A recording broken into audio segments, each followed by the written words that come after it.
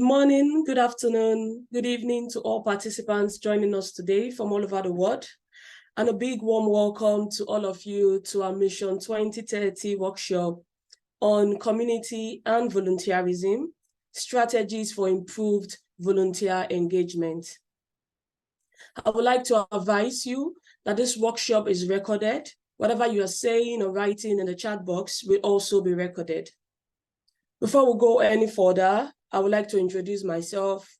My name is Osazeme Agedo. I'm the project manager of TAFISA, and I'll be moderating today's session. I would also like to mention that all your microphones are be muted on default to ensure a smooth running of the workshop. And if you wish to share, intervene, or comment, or share a thought, we encourage you to share that in the chat box. And throughout the session, questions can also be shared on the question and answer chat box. And I will share with the speaker at the appropriate time. Finally, can everyone please share their name, organization, country, so we can have a good understanding and overview of where you're joining us from, or where you are joining this workshop from. I can see a lot of people are doing that already, so I encourage those that are yet to join us and also do that also. And that's enough housekeeping. And at this time, we would like to start the session officially. So without further ado, it's my pleasure to introduce TAFISA's board member, Mr. Masori Tamazawa. I know I didn't pronounce that properly, but I know you also called Mr. Max. And we will give a few words of welcome on behalf of TAFISA. Mr. Max, over to you. Okay, yeah, thank you, Osazam. I don't know if I properly pronounce your name also, but yeah, thank you very much. Yeah, welcome everybody. Thank you very much for having me as having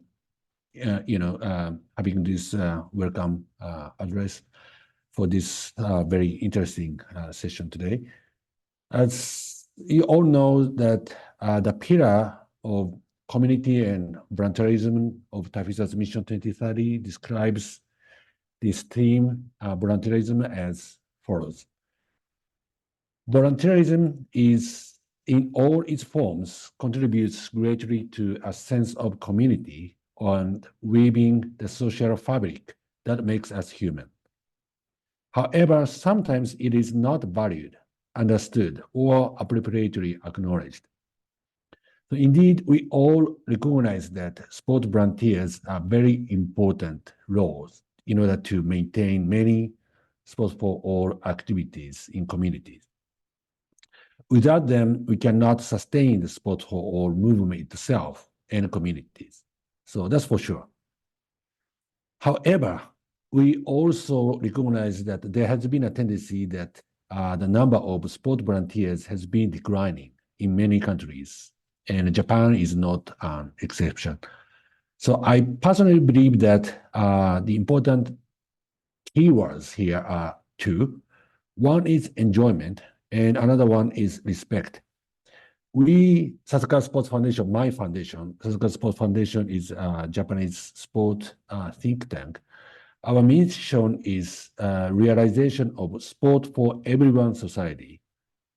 So that's a society where everyone or every student finds his or her way of enjoying sport activity from among various kinds of activities. So that sport activities don't have to be only doing or playing sport, but also there can be watching and supporting sport. So there are many people who don't like doing sport or don't like moving their bodies. That's fine. We think that's fine. If he or she doesn't like doing exercise, he or she can still enjoy watching somebody else's sport activities, or can enjoy supporting his or her friends or children's or relatives' sporting activities as a sport volunteer. So the important thing here is, if he or she enjoys that kind of sport activities based on his or her lifestyle and believes the activity makes their life happy, that's fine. So sports for everyone, sports for all means that everyone has to find each way of enjoying the sport activity. In the sport activity doesn't have to be the exercise. So supporting sport activities can be enjoyable as a sport volunteer. So enjoyment is one good key word. And the second one is should be respect. When we discuss about the importance of sport volunteering, we should not only focus on how we can encourage people to engage into sport volunteering, but also we should focus on how we can encourage the athletes or sport players foster their respect towards the volunteers. So we cannot sustain our sport for all movement without enhancing the people's mutual understanding and respect. So the two keywords are very important that I believe. So today I'd like the presenters and the participants to think about these two keywords, enjoyment and respect, through this session. Thank you very much. So please enjoy today's session. Thank you so much, Max, for very insightful and spot-on welcome words. Now we'll go straight to the agenda of today. I would like to introduce, pass the floor to Mr. First speaker for today that will be giving the impulse session, which is Mr. Geoff Carroll. Mr. Carroll is the Director of Skills and Development at the European Observatory of Sport and Employment. Geoff has over 40-year career in education, mainly in the field of sports and physical activity.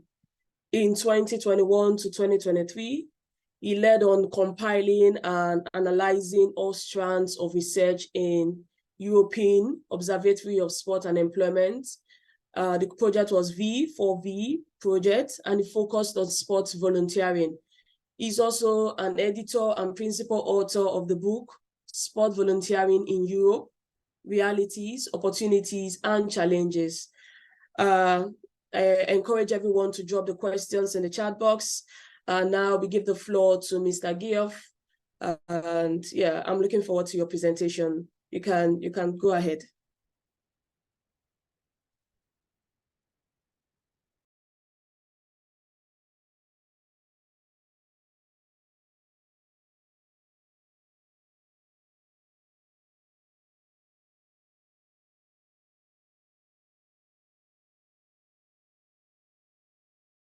Geoff, we can't hear you. You're muted.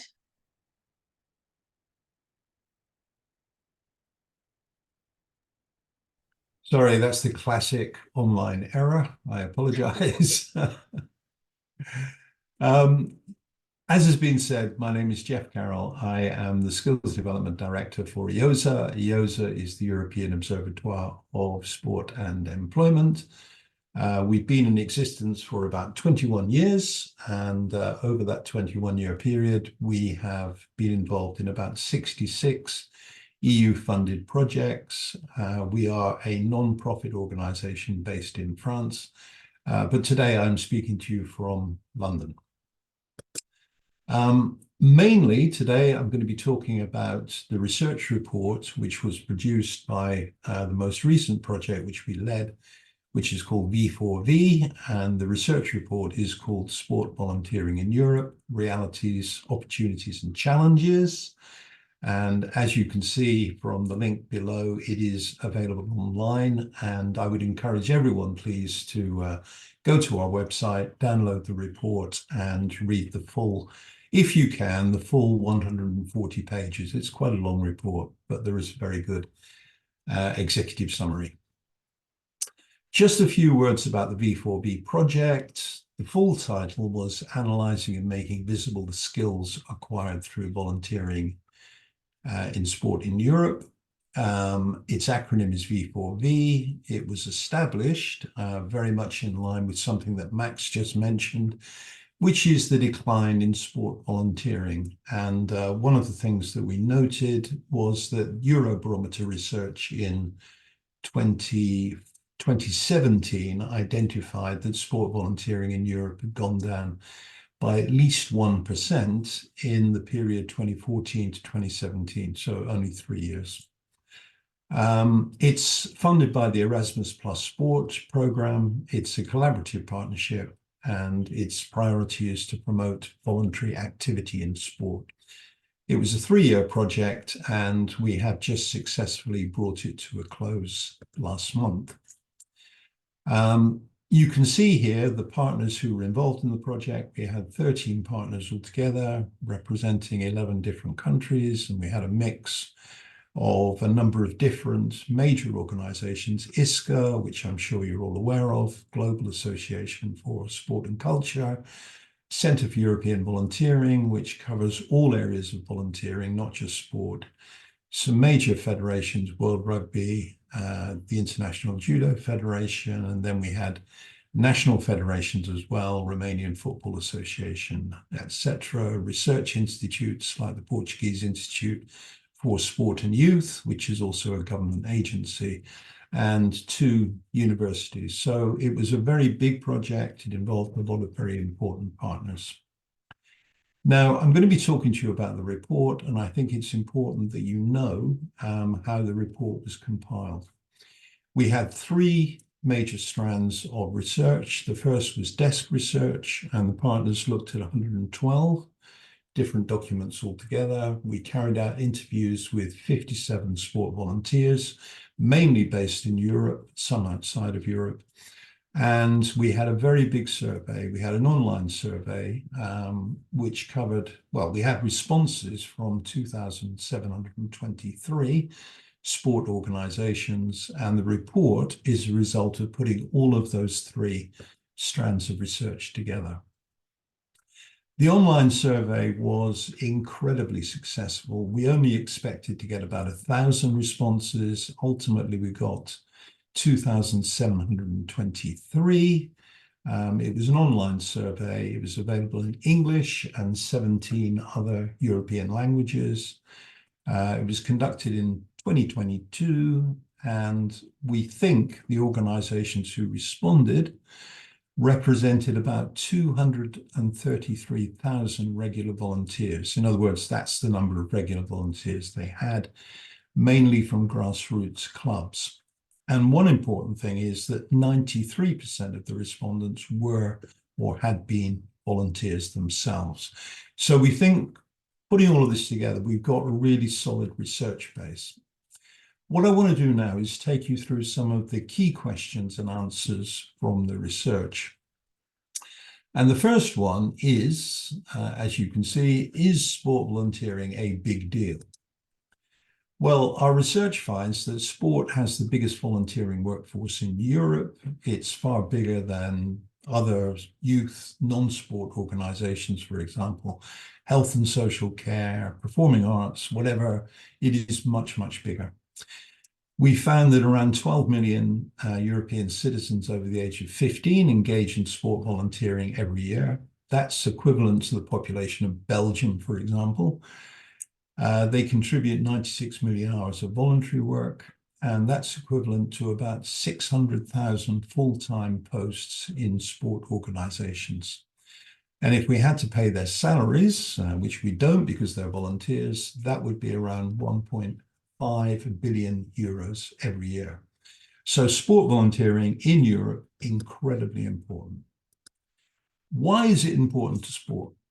Well, through the survey, we discovered that 92% of the respondents said that sport organizations simply could not provide their services without volunteers. Absolutely clear. Volunteers play 7 important roles in sport organizations, and you can see them listed there: board members, governance, admin, management, coaching, officiating, events, sport equipment, and supporting day-to-day activities like the catering, bar, and transport, etc.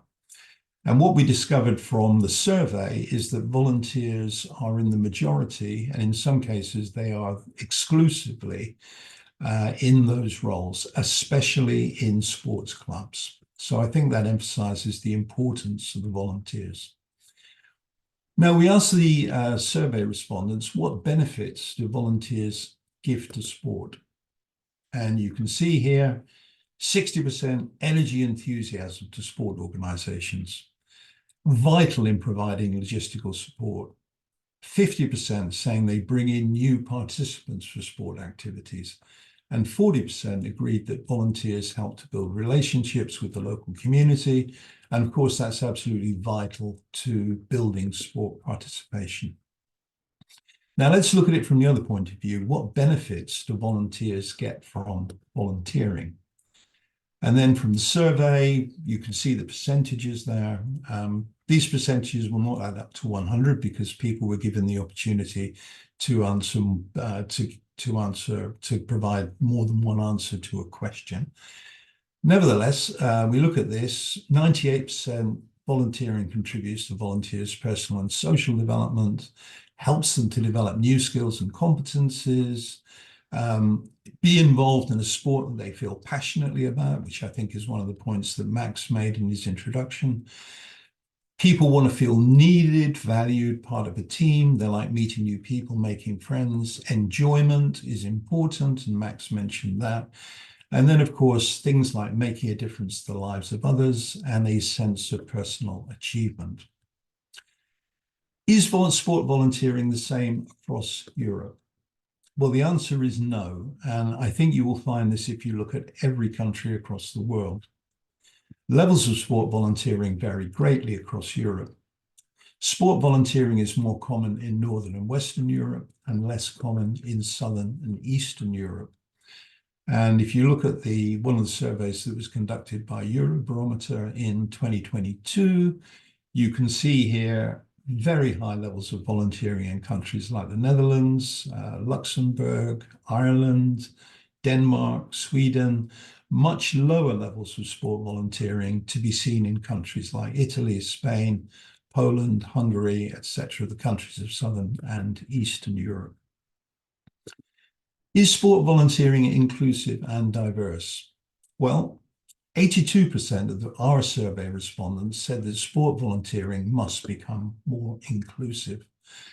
And what we discover is that the majority of sport volunteers are male, middle-aged, well-educated, employed in white-collar jobs, physically active, or they're often sport participants themselves. But in fact, only 25% of sport organizations reported having volunteers with any form of disability. So when you look at it, you begin to feel, well, sport volunteering is not perhaps as diverse and inclusive as it should be. What discourages people from volunteering? Well, 72% said lack of time, and I think that's quite obvious to most people that it takes up time in order to do it. Not everyone has the time to give. But then some very important points. 36% lack of recognition as a volunteer. 35% said lack of money. 32% lack of information about sport volunteering opportunities. Of course, there was the impact of COVID, and COVID has, we can find from our survey, had quite a significant impact on sport volunteering. And then 29% said transport was difficult. It was difficult to get to places in order to volunteer. What volunteer skills and qualities are valued? And it was really interesting, this part of the research, particularly from my perspective, because the most valued skills were transversal skills, and people highlighted people skills, organizational skills, communication skills, teamwork skills. Technical skills seem less important because the assumption is people can learn these things. And the following personal qualities were noted as being important: motivation, reliability, an ethical approach, cheerfulness. Is it easy to recruit sport volunteers? And I found this again a very important area of the research. More than half of sport organizations say recruiting volunteers is difficult or very difficult. And you can see there the positions that are most difficult to fill: officials, board members, etc. And then what are the main recruitment problems? What did people tell us were the main difficulties?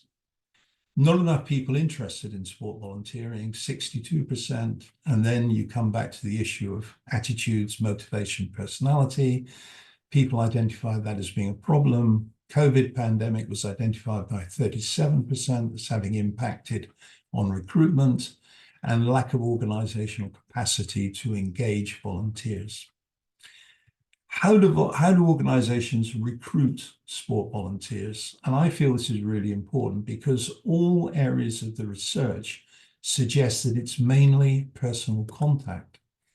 So from our survey, we discovered that mostly 84% recruit from current or past members of the organization, 62% recruit from parents or family members.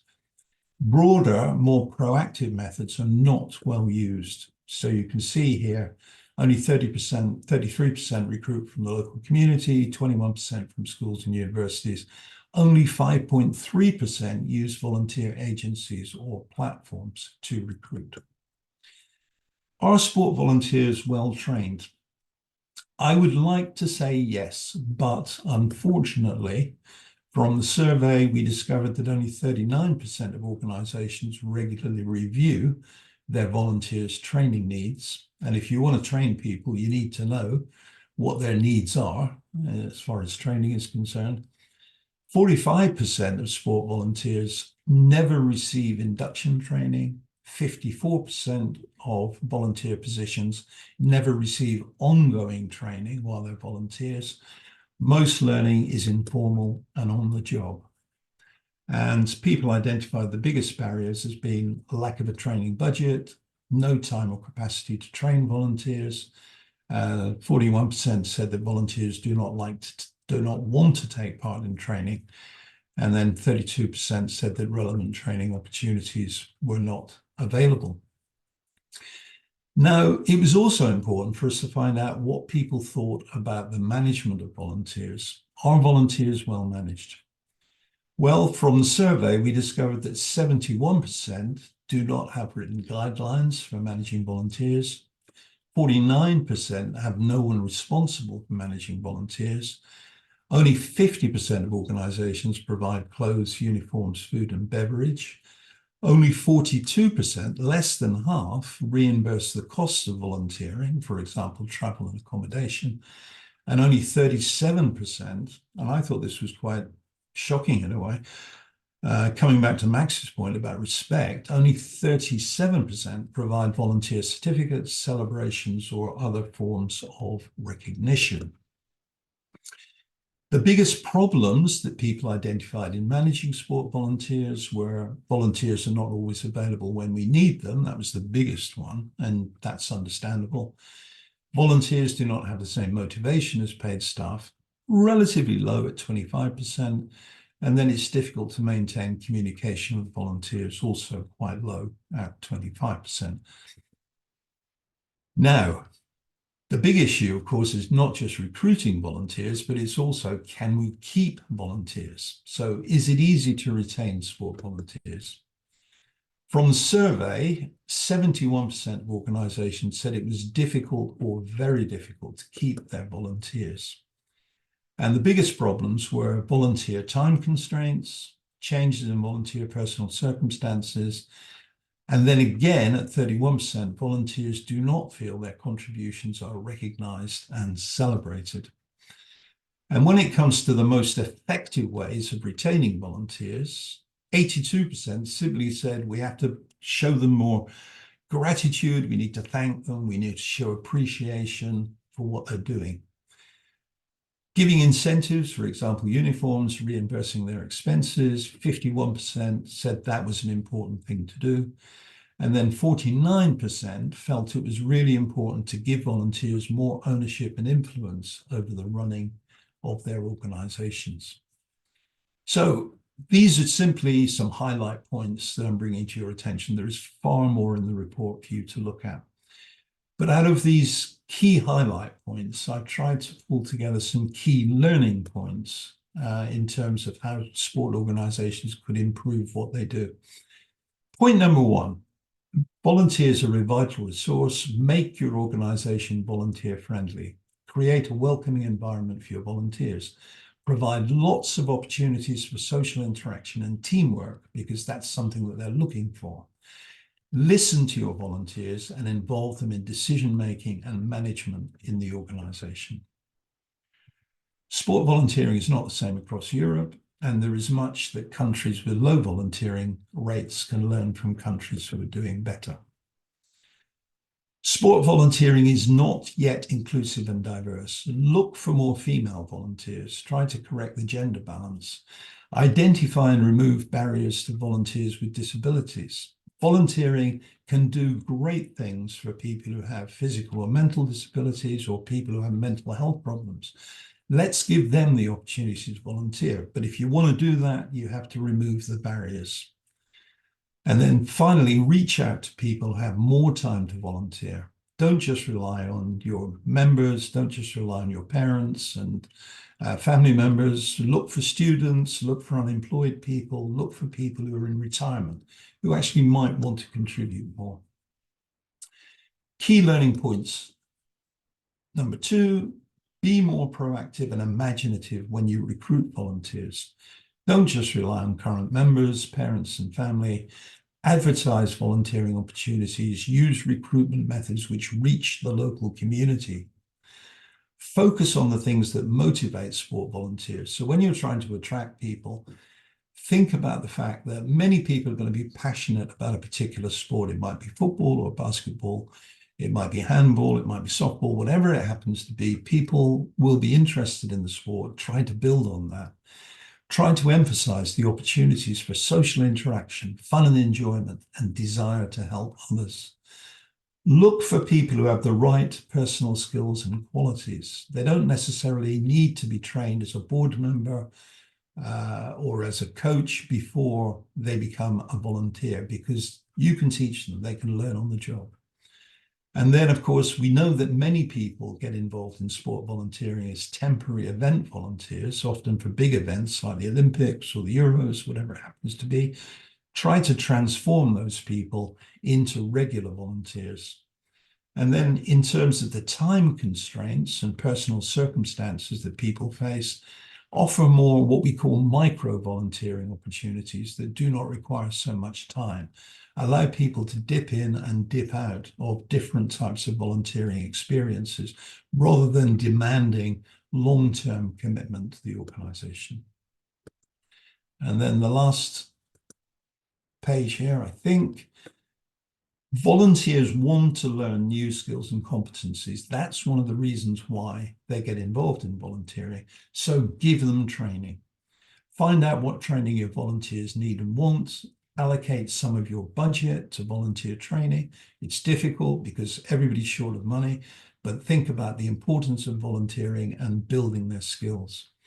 Improve your capacity to train volunteers. Get more people involved in training your people. Look for opportunities to coordinate volunteer training with other clubs and organizations. You can get together to share the responsibilities for training. And then finally, improve your volunteer management. Have guidelines for managing volunteers. Make one person responsible. Be flexible in finding volunteer roles which match people's interests, skills, and available time. And then finally, maintain regular communication with your volunteers. But coming back to a very important point that Max made in his introduction, more than anything else, always show gratitude and respect. And we didn't collaborate before this presentation. We're both on the same lines. Respect is incredibly important. Celebrate your volunteers' achievements. Find opportunities to get them involved in award schemes, in giving them certificates, in organizing big social events to celebrate what they've done for your organization. Now, before I finish, I just wanted to mention that the V4V project that I've been talking about has also developed 2 innovative tools for sport volunteering. And at the beginning of February, a platform will be available. It's freely available to any sport organization or volunteer. The first is an interactive online toolkit for sport organizations so that they can assess their strengths and weaknesses, and they can access relevant learning resources and good practice case studies. And then the second one is an interactive online self-reflection tool so that volunteers can identify their competencies, skills, and personal qualities they've developed through volunteering to help them build their CVs and resumes. And we hope that will help them to use their volunteering experiences in order to progress in their professional careers or go into further education or whatever they want to do in the future. But it's based on the assumption that volunteers learn a great deal when they're volunteering, and they need to be able to make use of those skills in the future. And that's all I wanted to say. And I think we have about 10 minutes for questions. I must apologize because I have to leave and go into another meeting at the end of this particular session. So thanks everyone for listening, and it's over to you now for questions and answers. Oh, thank you so much, Geoff. That was a very informative session. As someone that's very interested in volunteering myself, I found the research you shared to be very informative and insightful. So we have a lot of questions already, and we'll try and take as much as we can with the time we have allotted for that. So our first question for you, Geoff, is there a correlation between levels of volunteerism and the economic status of a country? That's a very interesting question. I'm not sure that it's entirely to do with the economic status of the country. What we discovered through the desk research is that there are enormous cultural differences between countries. So I mentioned the low level of volunteering in Eastern Europe, for example. Our partners from Eastern Europe, Romania and Hungary, identified that as being a result of the Soviet period, for example, because during the Soviet period, people were expected, they were required to volunteer. I know this sounds strange, but volunteers weren't really volunteers. It was something they had to do in that type of society. And as a result of that, volunteering is not well respected in those countries. It's looked upon as being a form of almost like slave labor, if you like. That's one reason. When we look at the countries of Southern Europe, we feel there are also cultural reasons for that. But it's an interesting question because it may well be the fact that the Netherlands is a very, for example, where the highest levels of volunteering exist. Netherlands is a relatively affluent country compared to some of the other countries that we talked about. But we also see in countries like Slovenia, for example, which is not a particularly wealthy country, there is a very high level of volunteering there. So I think it's more cultural probably than economic, but I'm sure economics has an effect. Oh, okay. Thank you for that response. That was very, very insightful. So, yeah, very good. And I have another question for you here. And the question is, volunteering being promoted in the scope of professional sports, like major sporting events, football events that makes billions of euros, and volunteering or volunteers are being used to meet the needs of human resources. Do you consider this as being fair to young volunteers, the exchange of their experience in organizing these events? Do you consider it as being fair, or what do you think about that? I think when you look at it from the point of view of what the volunteer can potentially gain from the volunteering experience, then you could say it is ethical because people take part in these big events, particularly young people. We concluded the project in Budapest. They just, the partner there, the Hungarian University of Sports Sciences, had been responsible for all the volunteering at the World Athletics Championships, which took place in Budapest in the summer of last year. And you could see from talking to the volunteers who took part in that they gained an enormous amount from that experience, not just the fun, but also they built confidence, they developed a sense of personal achievement. There was a huge sense of belonging amongst the volunteers who were involved, great team spirit, etc. So in a sense, you can say that is a win-win situation because the organizers of the event gained human resources from it.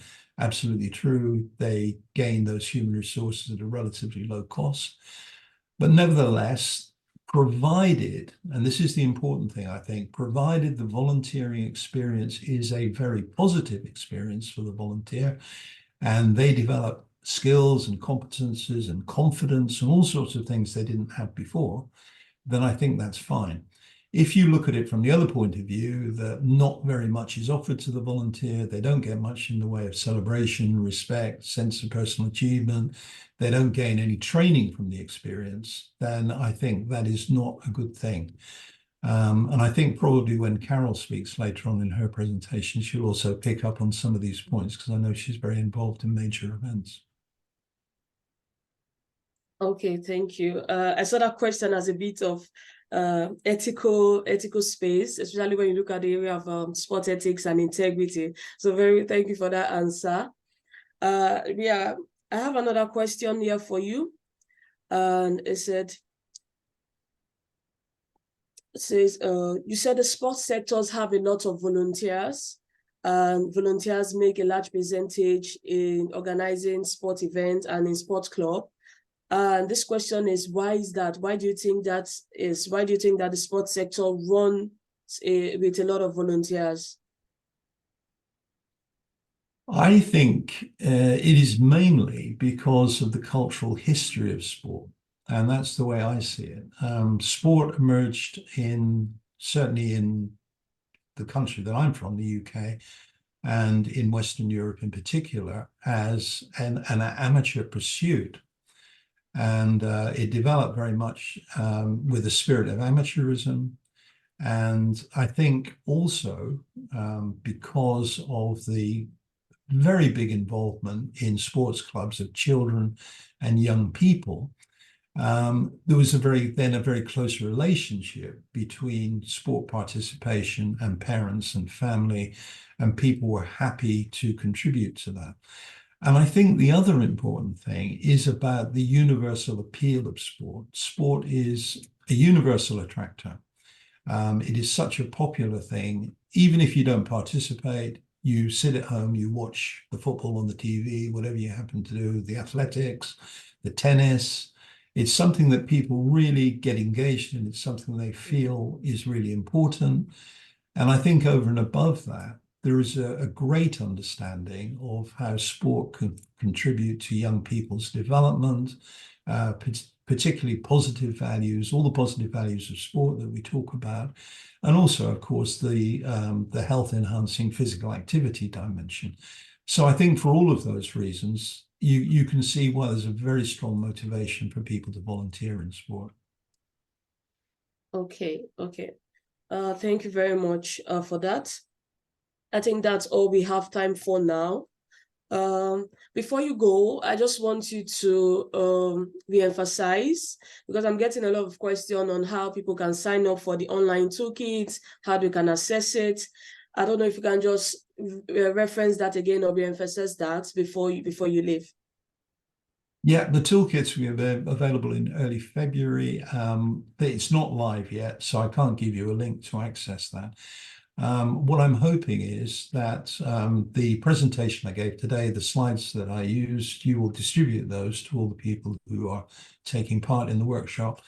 And also, as soon as the link is available for the platform to the two interactive tools, I will pass those on to you. And I hope that with the permission, etc., you will be able to distribute those to the people who've taken part. I can see now there are 111 participants, which is absolutely fantastic. Well done. Really good. Thank you very much, Geoff. We can let you go now. Thank you once again for making our time to join us. Yeah, that was a very insightful session and presentation. And I'm very happy if people want to contact me after the event. I think you've certainly got my email address. You've got my permission to give people my email address if you wish to. Thank you very much, everyone, and I hope the rest of the day goes as well. Thank you. Okay, thank you. Thank you so much. And that's all for our impulse session. And right about now, we're going to move to the next session in this program, which will be on roundtable discussions, sharing of case studies from different locations and different organizations. We are delighted that we have here joined us today with fantastic speakers who have inside experience and knowledge to share on this topic, community and volunteerism. And we'll be giving them the floor to share their experience and the knowledge or the research they have done. So first on our list is, we have Gloria Gaosikelwe. And I'm just going to say or mention that for questions, also drop them on the chat box, in the question and answer box. We're going to take them after all the case studies are presented. So we have Gloria Gaosikelwe from Botswana. She is a sport administrator. Yeah, sorry. Okay, no problem. Okay, you forgive me for that. She's a sport administrator who played and volunteered in sport for over 30 years now. She's currently the chairperson for Sport Volunteer Movement, a substructure under Botswana National Sport Commission. She's also an electrical engineer by profession. Welcome, Gloria, and the floor is yours. Thank you, Madam. I just want to confirm something here. Should I start with my presentation, my PowerPoint presentation like now? Yes, please go ahead and share your presentation slide. Okay, thank you.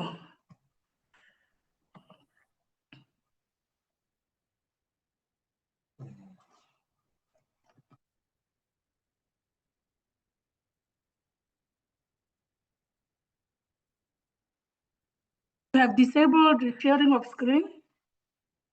I just made you a co-host. I just made you a co-host, so please just try again. You should be able to share your screen now.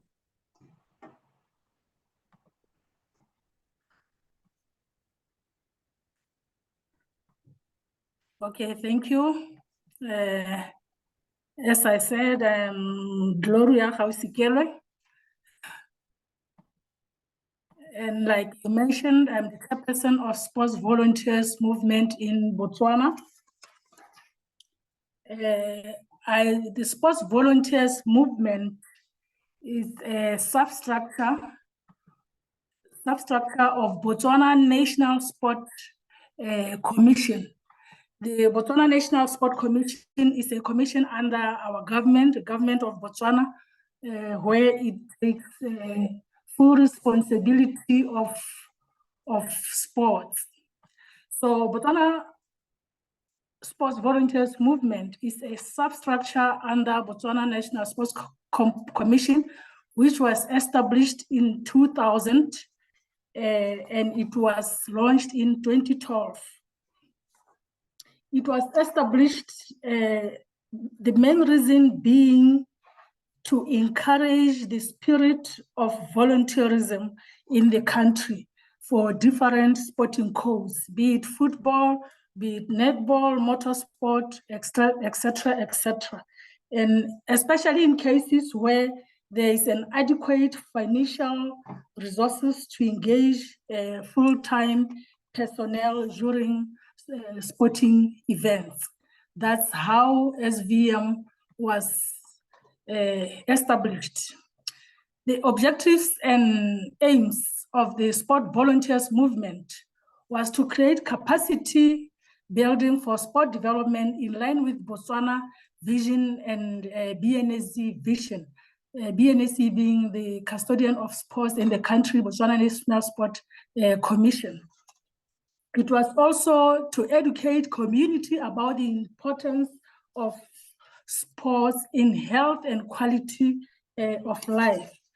If you may know, sport teaches many things. It can be discipline, it can be leadership, it can be how to handle failure, and also it can improve one's mental health and even quality of life by physical activities and so forth. So if you are a sport volunteer, you tend to learn and practice all this. The other objective of the establishment of the SVM was to promote participation in sports activities by members of the public. This one is straightforward, and to produce trained personnel to serve sports in various capacities, like administration, fundraising, and marketing.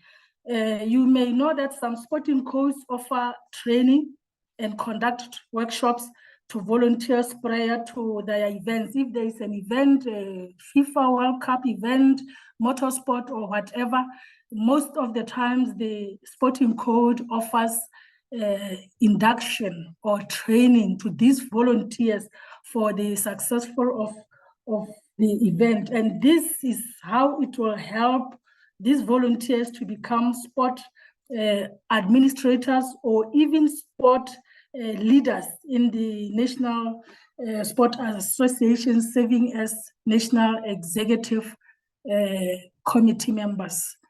And one of the objectives also is to encourage spirit of cooperation amongst all sporting codes. Like I already mentioned, the different sporting codes being football, softball, all those athletics, it encourages the spirit of cooperation, and also to develop interpersonal friendship amongst individuals or communities. If I may continue with my presentation. Since inception of SVM, volunteers have successfully participated on many events, more especially locally, but international events. Locally, but for international events.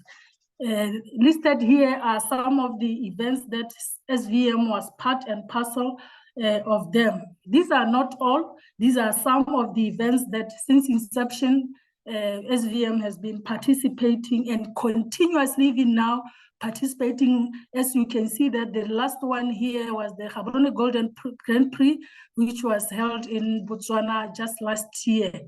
And also SVM are continuously participating in so many local events countrywide, like athletics. Athletics is one of the busiest sporting code in our country. Football is one of the busiest sporting code in our country. And marathons, you name them. And these events, SVM or Botswana volunteers are continuously participating on the events. Now, if I may come to decline in volunteerism or volunteer lapse, as maybe one can call it, you will find that though the country has numerous sporting events, SVM is experiencing a decline in volunteerism. The movement experiences very low new registrations at respective regions, and mostly registered volunteers have now set back. Now they are saying, no, enough is enough. Let me go sit back. I can't continue volunteering. And this is really killing the country currently. And also the minimal volunteer rotation at events, meaning some volunteers, they volunteer every time for different sporting events. You'll find that you'll find same face at athletics, the same face at motorsport, the same face at football, just to give an example. And this also, it shows the decline in volunteerism because there is no longer a pool that can move around and participate. Reasons for volunteer lapse. We can come up with a book of why there is volunteer lapse. Here are just some of them. The first one being lack of incentives. The country suffers lack of sponsors for sporting codes currently. Not even currently, all this time. The little that codes get either a sponsorship from companies or as grant from the government, That little amount is channeled to other activities within the sporting code schedule of events. Volunteers here, they get very little fraction or nothing at all. You'll find that a volunteer will not be even part of the budget. But we don't mean volunteers are to be paid, no. A small event merchandise will do, a plate of meal, a bottle of water will do, because a volunteer needs to be active. So he or she needs energy to work effectively. In Setswana, let me teach you Setswana, it says, meaning you have to have energy to work effectively. That's what we experience here. Volunteers also suffers volunteer burnout. This can be caused by stress-related volunteering conditions, where especially if an event is poorly organized, or if the activities are physically exhausting, no breaks, no rest, tight schedules, the volunteer ends up being overwhelmed and may go for good, saying, no, let me go home and work at my pace. Here, I'm not being paid, and I'm putting all my energy here, and you know what? That's one of the reasons for volunteer lapse. If we go to the lack of role clarity during events, I think this one is self-explanatory. If volunteers do not have a clear idea of what they need to do, they are likely to sit back, or they are not clear how their efforts are helping the movement. They then feel disconnected and disengaged and retire home early. One of the reasons, ladies and gentlemen, is personal engagement. This one is across the world. We know volunteers have their own lifestyles. They are humans. Maybe something that they put bread on their table, so they might just decide to quit and concentrate on their own personal life. We can give an example of maybe a volunteer doctor coming to volunteer every time, giving free service. He or she can as well decide not to waste any more time and continue with his personal engagements. Loss of interest, ladies and gentlemen. This one also is self-explanatory. Some volunteers just lose interest and stay home, just lose interest. And this applies to all levels of volunteerism, not someone at a low level or someone I just mentioned of the doctor. You can just lose interest, but especially if there are some negative feedback coming along, like no appreciation or just something, or no respect, you just lose interest and go sit back. That's one of the main reasons, but especially here in our country, most of the volunteers, I want to believe, have lost interest, feeling unappreciated. Ladies and gentlemen, a volunteer needs appreciation. Just a volunteer recognition, just a thank you card, or even by word of mouth, just a thank you for your service. Thank you. Here is a bottle of drink. That's appreciation. But if a volunteer is not appreciated, may lose interest, then may lose interest and go home.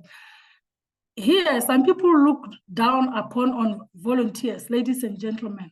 They think volunteering is for the illiterate, which is wrong. So would mostly want or do assign them such tasks as security, marshals, or even environmental services such as cleaning. They overlook on tasks such as technical, protocol, logistics, and prefer to give them, if it was a paying job, I would say low paid job, but as we are volunteering, there's no paying. This is unappreciating a volunteer for the services. Every time giving them or taking them as illiterate personnel.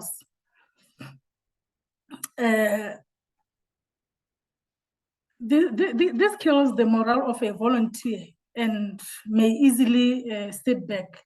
A volunteer needs appreciation and recognition. Please, recognition. You allow me to continue. Those are the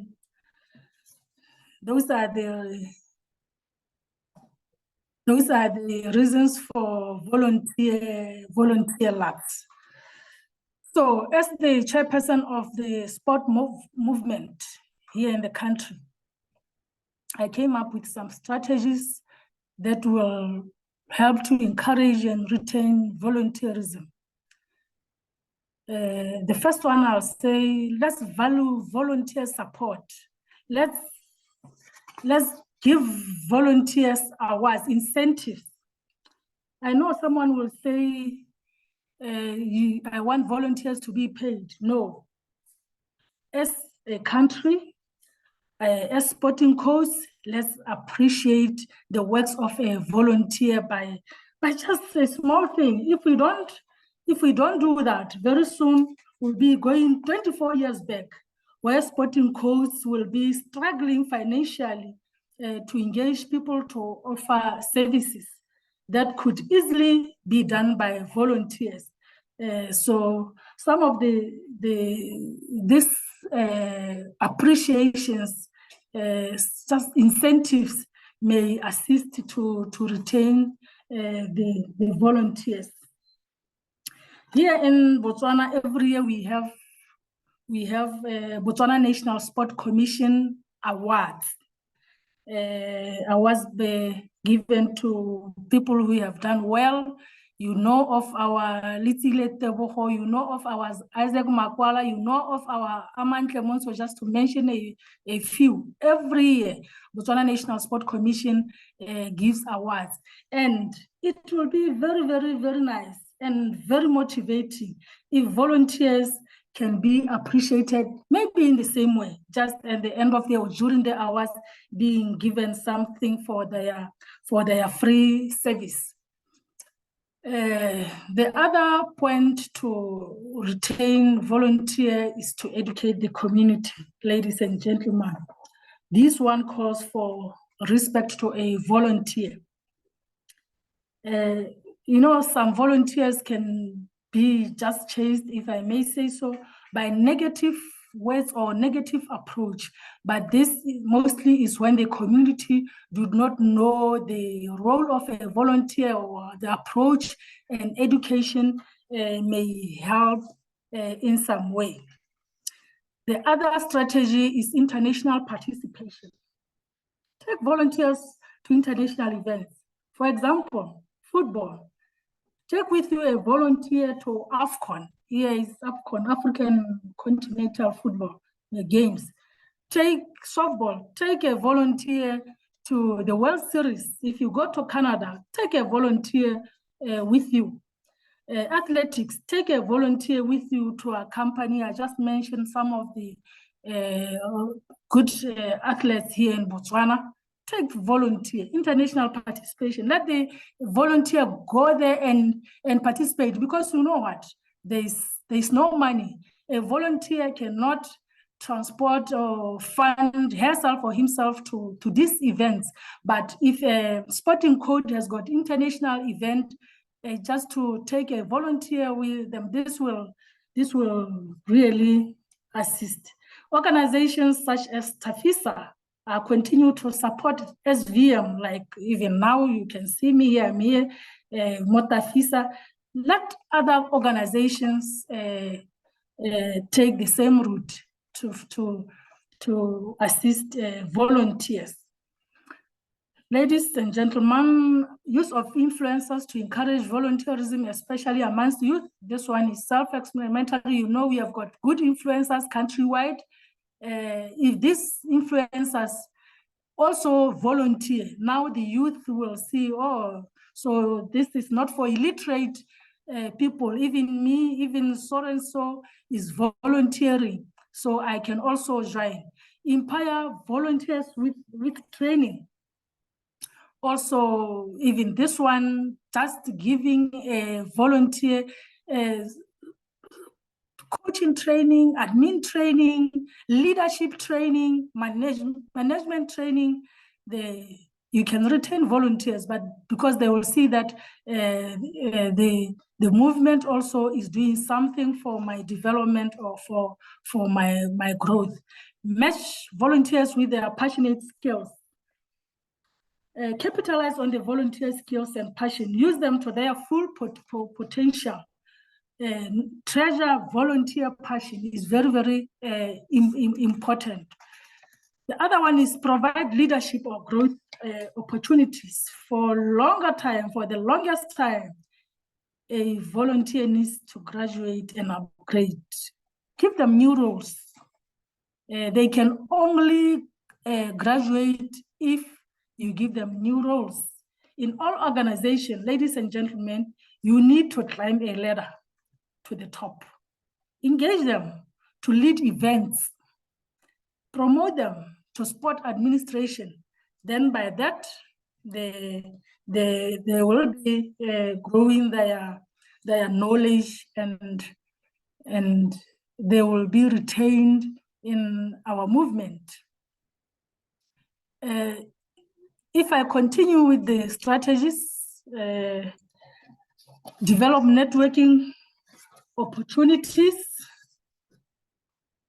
be flexible to volunteers, allow them to voice out their concerns and give them feedback, make surveys, more especially for those who have stopped participating to detect the reasons for sitting back.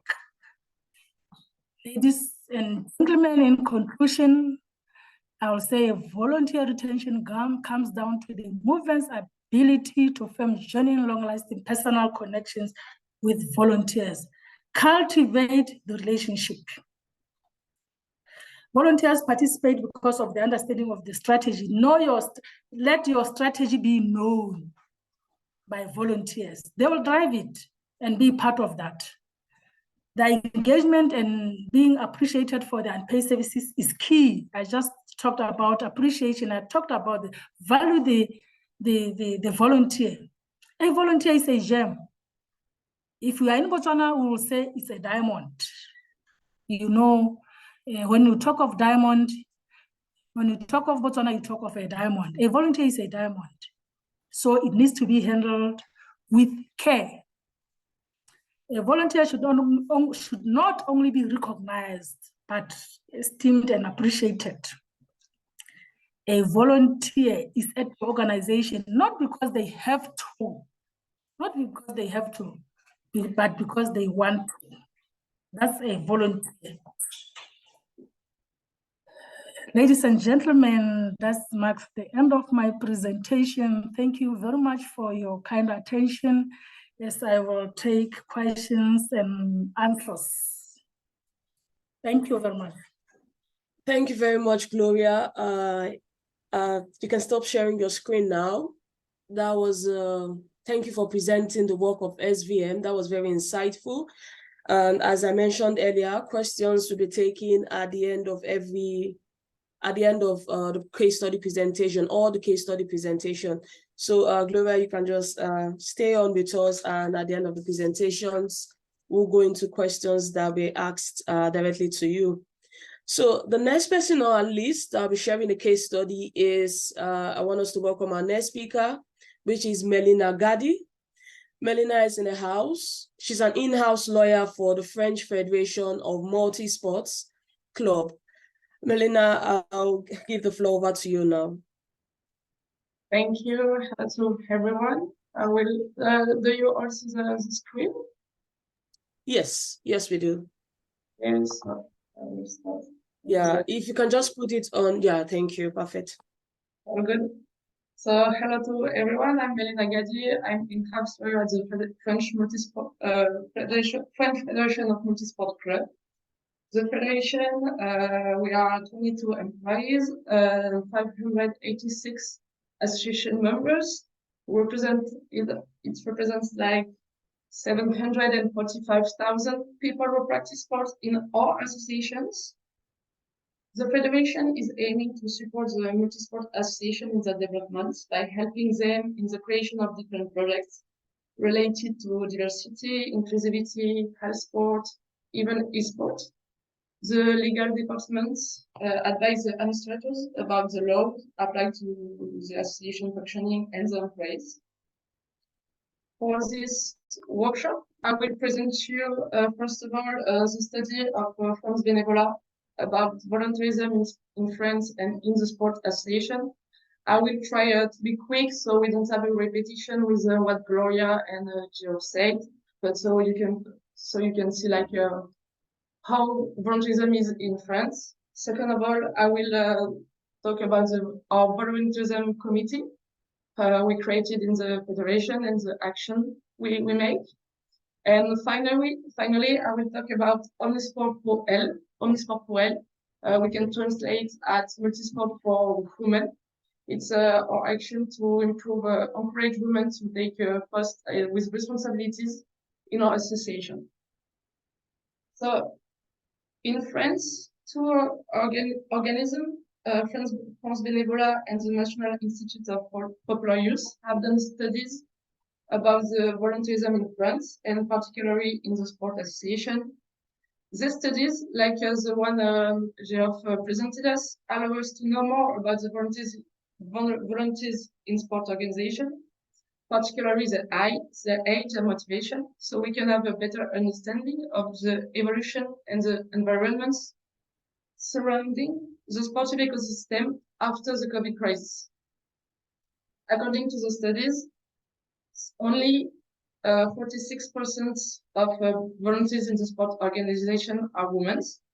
Also, men are more present in the association, but also the number is way more important in responsibility positions. The eldest people are still the most present in the organization, especially in the governance, while younger people, like from 15 to 34 years old, tend to enlist more than before in the organizations. Also, we see that in sport association, being a parent or having higher revenues and being graduated increase the chances to be a volunteer in a sport organization in opposition to other sectors. It also appears that volunteers are driven by motivation for other people and for themselves. On one hand, they mostly want to share moments of togetherness and be part of a team with people who share the same interests. They also want to feel useful for the society and to defend the cause. On another hand, they wish to be blossomed by this activity to develop new skills. Finally, they seek to acquire social recognitions and to have more responsibilities. However, we observe also that volunteers are less disposed to spend few hours every week for the organization. We have more like a micro-volunteerism now in our association. Also, based on the volunteers consulted, they are mainly expecting to have help from the other volunteers and to be trained. They expect recognition from the leaders of the association, and they want to be associated with the decision taking. As for the conduction of the activities, they require more information about the activities of the association and precision on their mission. They also want more liberty to take initiatives. Thanks to the studies, we can adapt more to the new form of volunteerism and imagine new tools to welcome the volunteers and to involve them in the functioning of the association. Association must take this data into consideration to adapt their form and the way of function to keep working and growing. Volunteers in sport association represents 360,000 jobs full-time. Association cannot work and grow without the time invested by the volunteers. So it's important to adapt to this new form of volunteerism to save the economic model of the sport environment. Starting from this analysis, the Federation aims to help the sports associations. So I skipped a little fast on the screen, but our second part will be about our volunteerism committee we created recently. This committee is designed to make a list of the practices in our club, to elaborate new tools for the association to find and welcome the volunteers, but also to win the loyalty. The committee is writing a draft of welcome back and a charter to explain the task and benefits for the implication. This committee is really, we have like 3 volunteers from our association. So it really starts from our club. So we can address like we have a practice experience and really a field experience to share. The committee is working on how to highlight the volunteerism with what they highlight, like we said, highlight the volunteers and really like have recognition for them. We try to find remedy to the crisis of volunteerism and the lack of interest of the association functioning. We see like recently that members of association are more acting as clients than part of an organization. Really, they are more clients than part of a team. We try to improve the commitments of women and youth people and lead them to be part in the governance of the association. We try to have a following up to accompany and train the volunteers and have a better management of the relationship between the volunteers and the employees, because it can be a bit of hard sometimes because we have volunteers who are giving their time, but we also have employees who have their work. So sometimes it's not the easiest way. So we really try to manage this relationship. The Federation also think about partnerships available for the club. It exists 2 platforms like to help the association to find volunteers. France Bénévolat created a platform to help the organization to find volunteers. They must, the association subscribe, and the platform appoints a volunteer to come to help the association. So it helps to find new volunteers like outside of the circle of the association. There is another platform created by the government named, I will share it, it's not on the screen, but Je veux aider.gouv. You can translate it like I want to help France government. So it's designed to facilitate the linking between association and people who want to become volunteers in association, but if they don't know how, like they can go on the platform and we will the platform explain them how to go in the association, and so it facilitates the linking. Finally, I will present you Omnisport well. In France, the law of the March 2nd, 2022, named Sport Law, created new obligation for the French Federation and the regional committees to have gender equity in their governance bodies. We notice in France a lack of women administrators in association and federation. Only 4 federations have a woman who is president, so it's not a lot. And there is a need to encourage women to take more responsibilities in the associations. Indeed, a part of them don't feel confident enough to argue against men, to take decisions and initiative. Sometimes they also struggle to speak in public. So first of all, we created Omnisport Well. The main part of this project is a short stay once a year where women from our club meet for the weekend and so we can guide them toward more with higher responsibilities in the association. The goal is to improve their self-confidence, communication skills, and to make them learn how to handle the pressure of talking in front of a public and taking responsibilities. To develop the skills, they participate at different activities. The last event took place in November in the south of France with 8 women, employees or elected representatives of multi-sport association looking to improve their capacities. They took part of activities such as breathing exercises, sophrology and yoga with a certified coach. They did a theater to help them to speak in public and in front of a camera. They also had a personal coaching with a professional to help them acknowledge their strengths, their qualities, but also their weaknesses and the thing they need to work on to feel more confident in their decision making. They also develop teamwork and they share their experience. Their aim, so being a low number, they feel more secure to share experiences, their doubt, and what they face in the daily life in their organizations. They do activities where they need to communicate and rely on each other. According to the different testimonies of each participant, they come back with more confidence to take the lead in the association. What's more, 10 women from our association took part in the project club of 300 women leaders set up by the French National Olympic Committee. This club also has the goal to empower women to become leaders in the organization. With this club, 300 women from a sport organization get to meet and share on different subjects.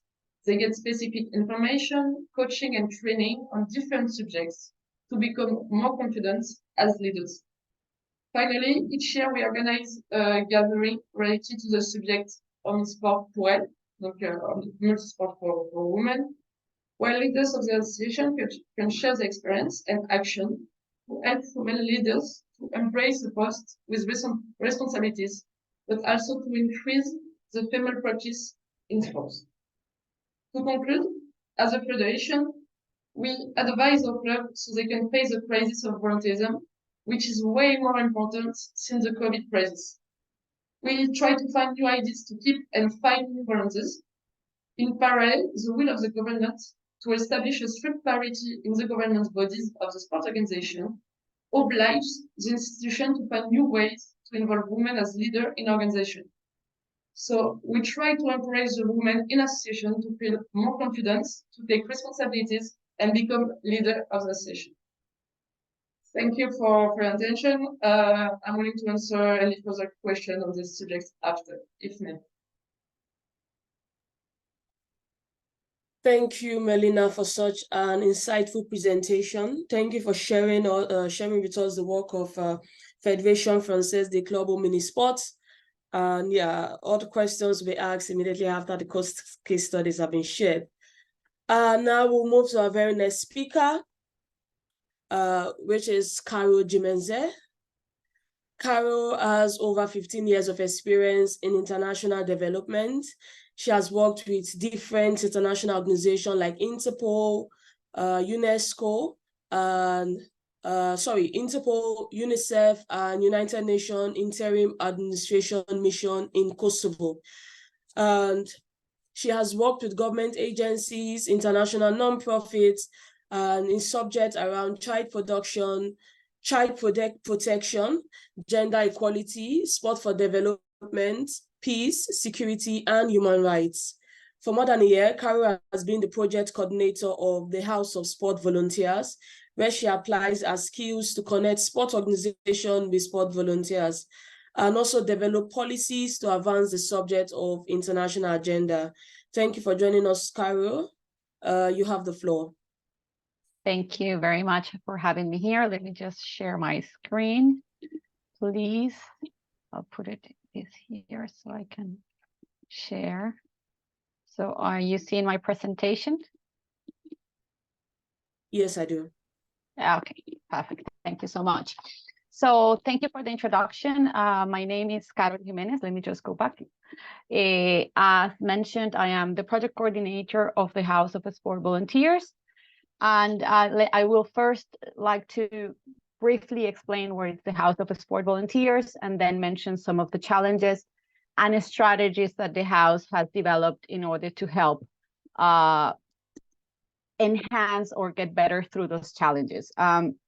So the House, in a nutshell, is a hub that it's a global initiative. At the moment, we have more than 55 member organizations that range from sports organizations to sport federations, NGOs, event organizers, basically any organization that is working using sport and at the same time using volunteers.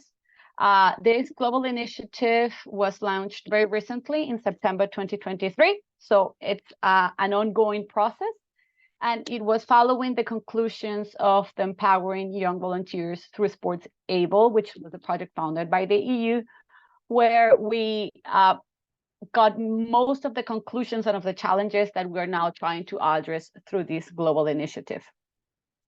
In a nutshell, the House wants to connect skills volunteers with receiving organizations, as I mentioned, from any type of organization using sport and using volunteers to accomplish their missions, such as sport organizations, event organizers, foundations, universities, and beyond.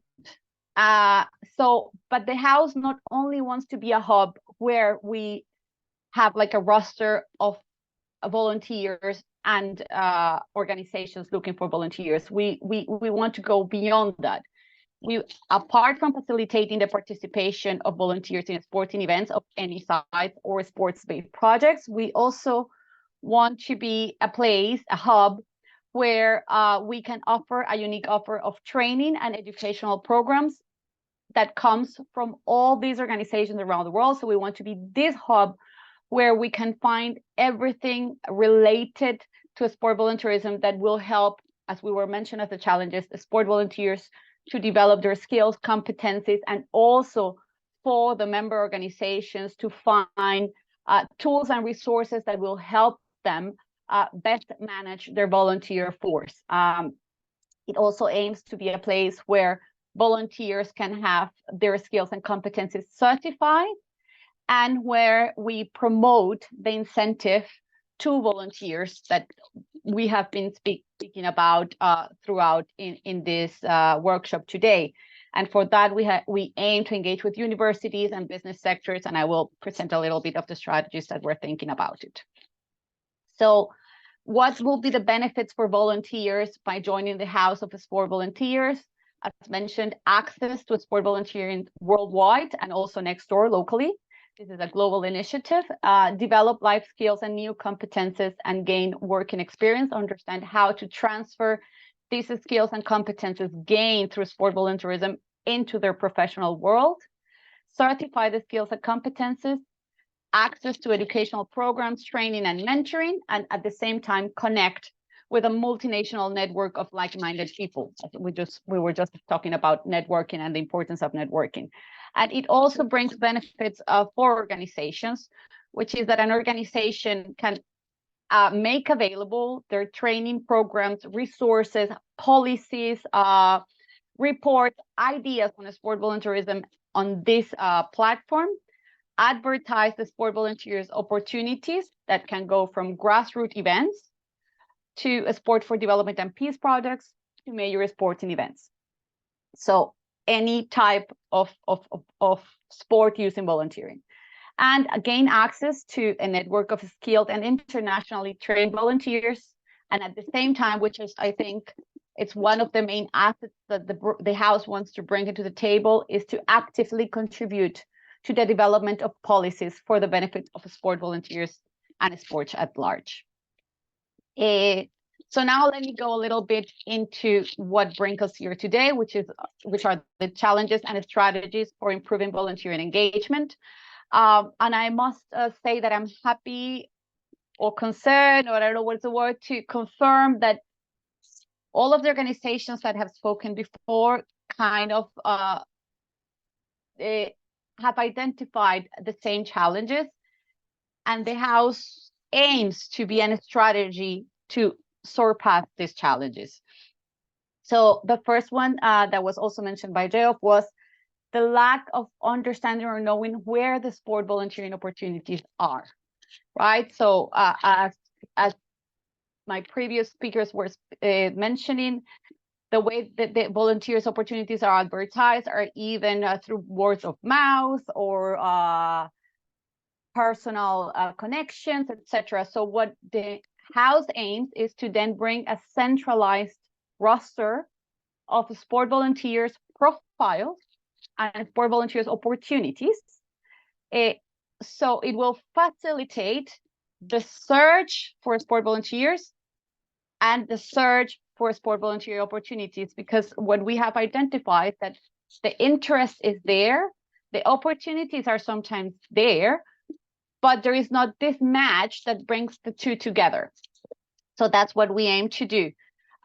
So if you go to the platform www.houseofvolunteers.com, there will be a profile of volunteers where people, where organizations can search for interested volunteers, either geographically, either by skills, either by knowledge. So there is a search criteria that will help the member organization looking for volunteers to find the right fit or the right profile for them for that particular event, and also for volunteers to connect amongst them to understand who is around me that is also interested in sport volunteerism, that we could talk about it, that we can exchange ideas about it. So it creates a network around it. And then there is a place where both the sport volunteers and member organizations can post their opportunities. Just go publish your opportunity. You mentioned, okay, there is this is a previous example from before, the Santiago Paralympic, the Pan American Games are coming, you just publish it. And then, as mentioned, this is just a hub. The opportunities doesn't come from the house. The organization just includes the link or the best way that they will like the volunteers to volunteer, how to register to volunteer. And another aspect that is really important to mention here is that the volunteering doesn't have to be on site. The House of Sport Volunteers, as Mr. Max, I'm going to call him, which is was mentioning, it has to fit the interest of any person participating. So you don't have to be physically at the event to be able to contribute as a sport volunteer. So we very much promote different types of sport volunteerism, either hybrid, online, in person, part-time, full-time, etc. So to create a variety of sport volunteering opportunities that fit the different lifestyles that we were just speaking about, like personal engagements, etc., of a person that would like to be a sport volunteer but might not have the right space for it. So the idea is to create or to bring different modalities of sport volunteerism, and not the only I have to be physically there, but I can also do it online. I can also go for a training and then come back and support remotely, etc. A second challenge that was mentioned and that we would like to support is the development of sport volunteer skills and competences.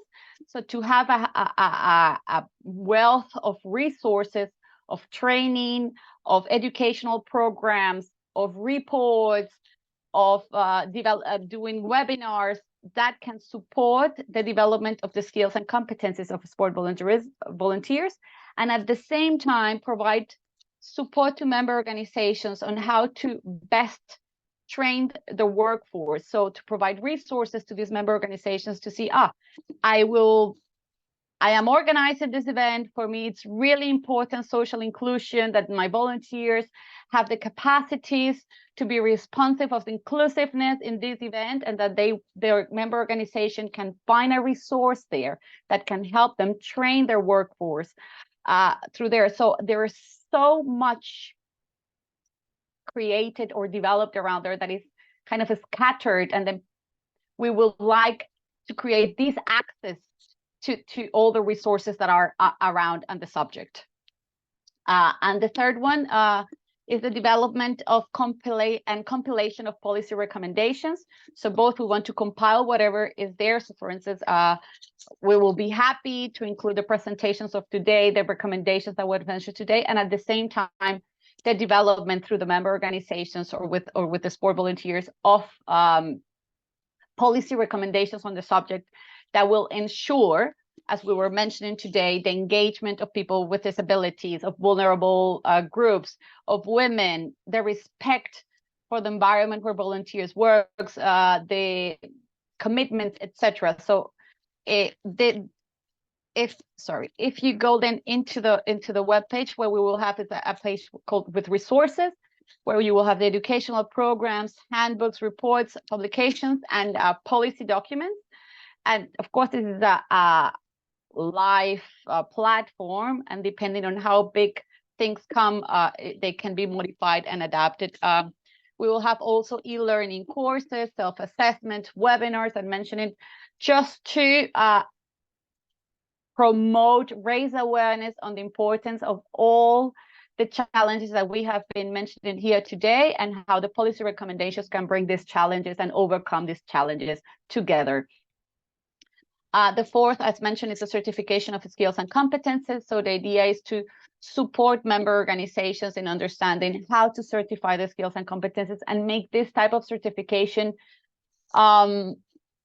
worldwide recognized in a way or with a value, so that this certificate of skills and competences really means something for the sport volunteers. Because as we were mentioning before with Geoff, so with the question about the payment to volunteers or not, the gain for sport volunteers is their skills and their competences, and this needs to be certified and recognized in a way that can be also be valuable outside the sport volunteerism realm. So if I want to go and have a career afterwards, a professional endeavor, these skills and competences that I have gained through my sport volunteerism time should be recognized and valued, because they have developed professional capacities and transferable skills that needs to be recognized. Then we have the development of incentive. And for these, we are engaging or trying to engage with the business sectors, universities, and municipalities. An example of this is, for example, one of our member organizations, that is the Universidad Peruana de Ciencias Aplicadas, which is a university in Peru, that is providing credits to their students that do a sport volunteerism opportunity.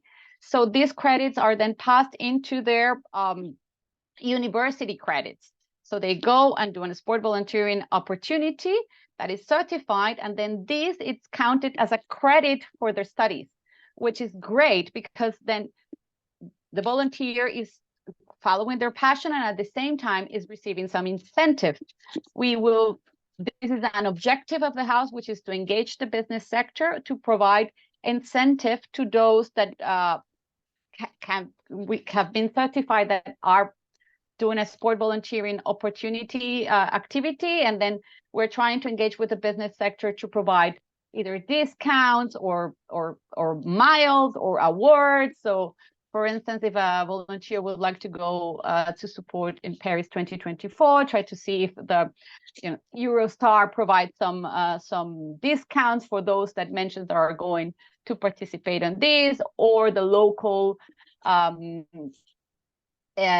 supermarkets to provide discounts because the person is volunteering, etc. This, I must confess, this is an aim that it's a long-term objective of the house, but it's very much a way to really incentive the sport volunteering, not through a financial direct contribution, but something to support this volunteering experience abroad or locally.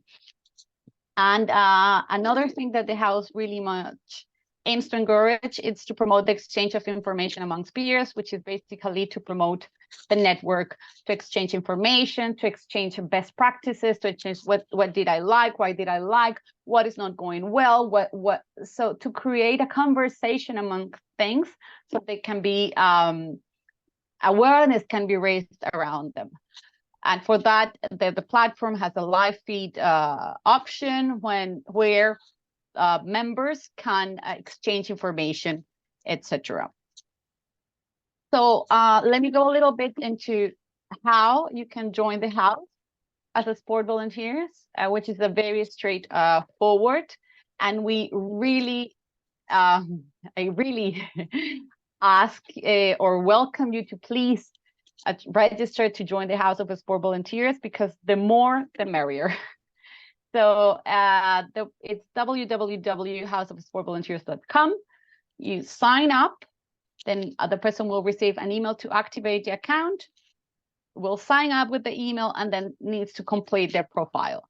And it is really important, even though it's not mandatory, the fields to be completed, to complete the profile as much as possible, because that will support the search criteria of matching sport volunteers with the sport volunteers opportunities.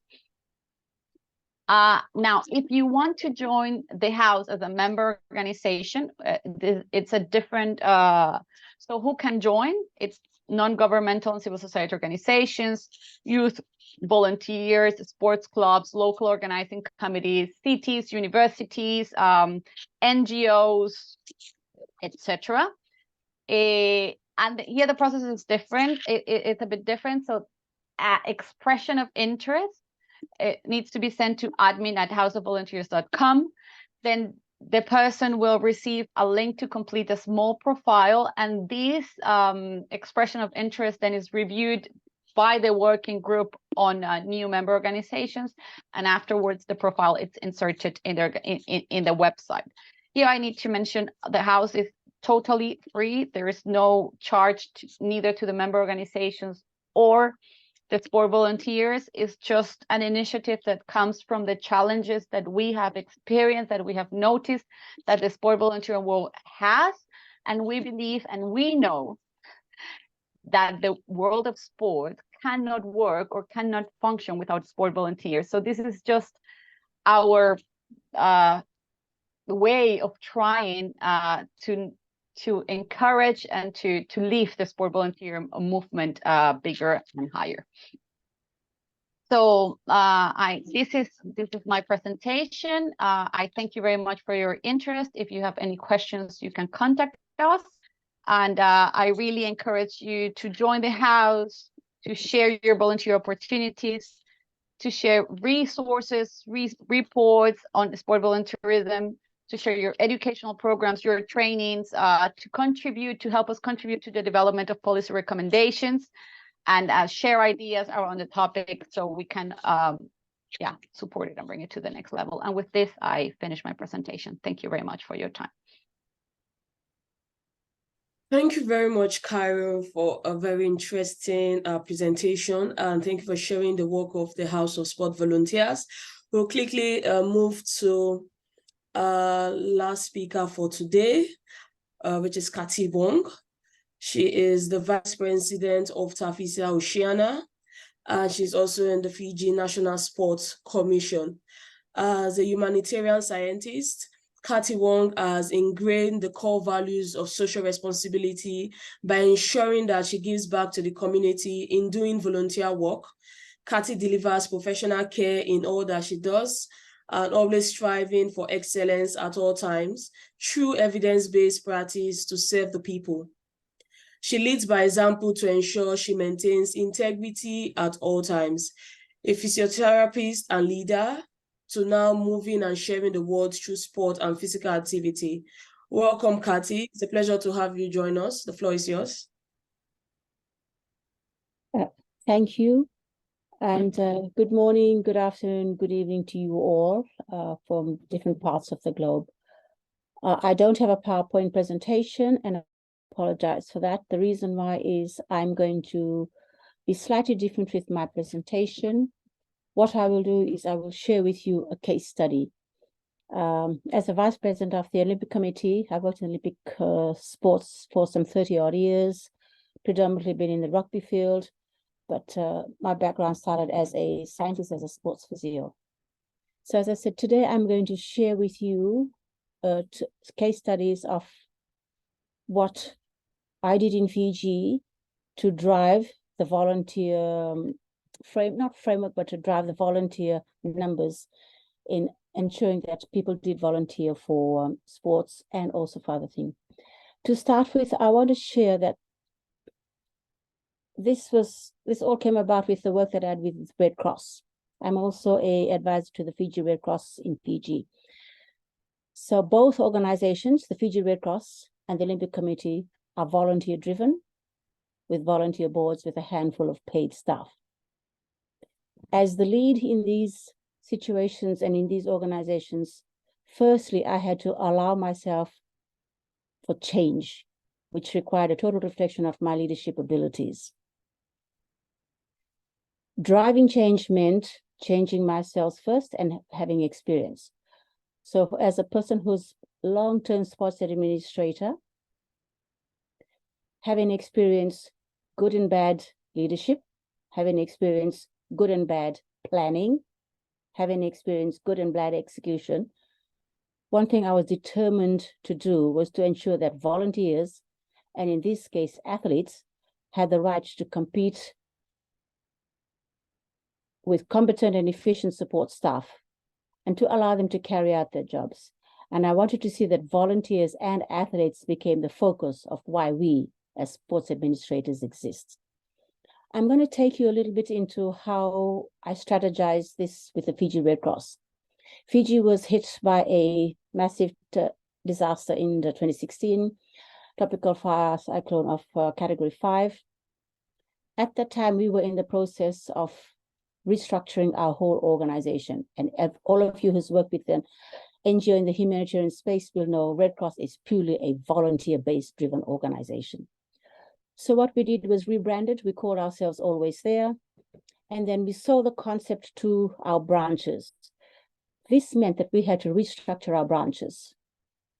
Each branch, which we visited individually, one by one, this required time and planning, was restructured to include a youth component or a youth person to be part of the executive board.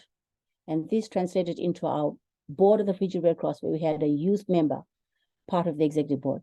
The reason why we made this decision was youth make up 70% of our volunteers in this part of the world. So they had to be part of the decision-making circle at community, at branch, at regional, at national level.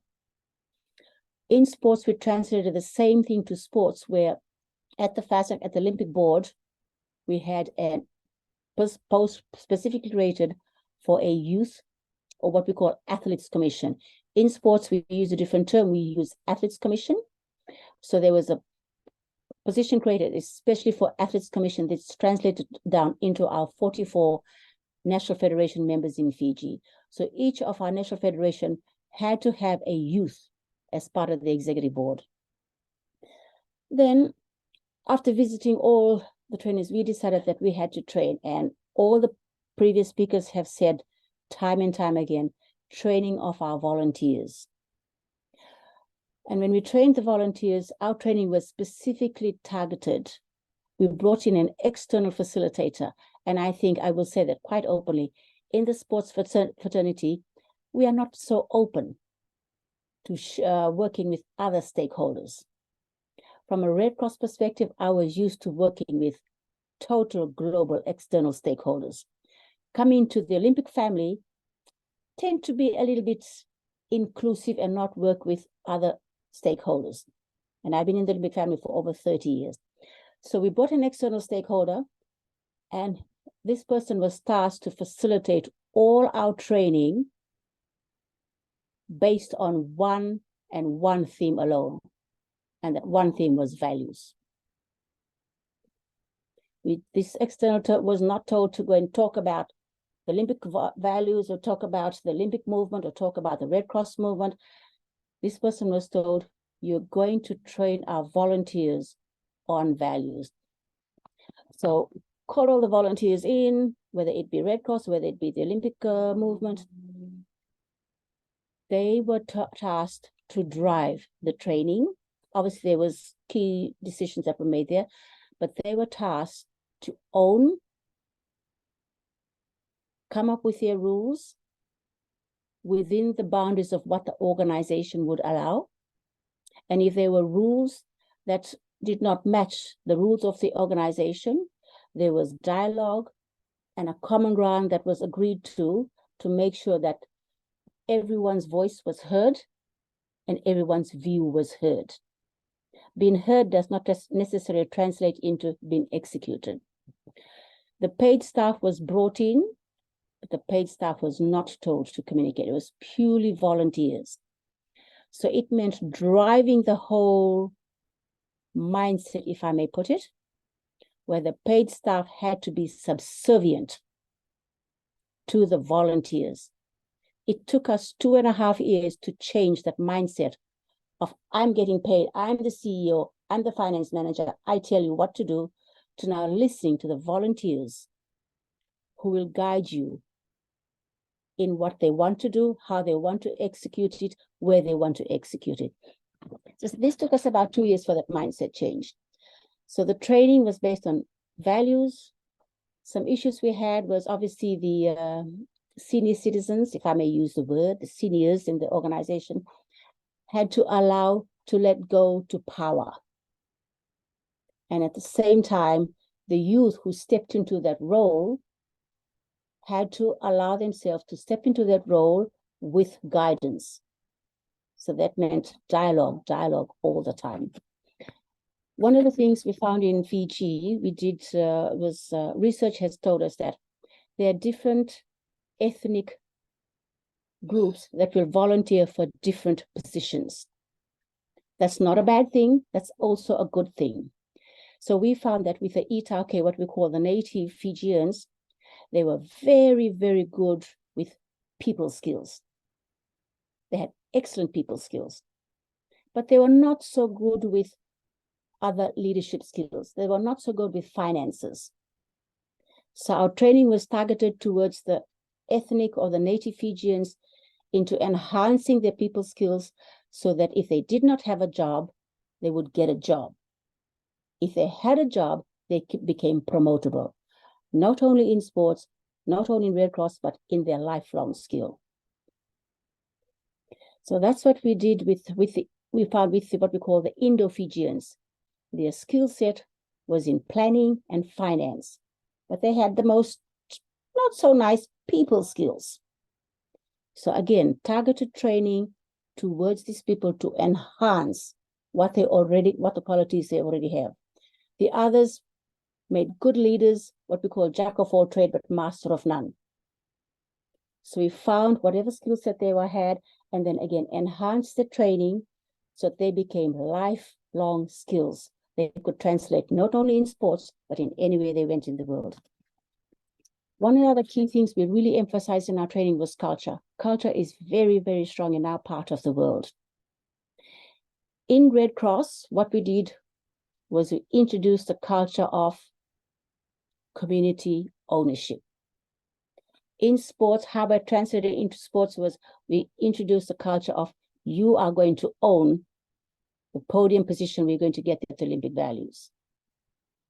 So all our team members had to own winning one medal at the Olympic Games. Only one team could win the medal, but we had 14 teams that went to the Olympic Games. So it meant that all the other 13 sports that went to the Games had to understand they were there. They probably will never go to top 10 in the world. They will never go. So they had to understand and realize where they were to sacrifice for the one person that was going to win the gold medal.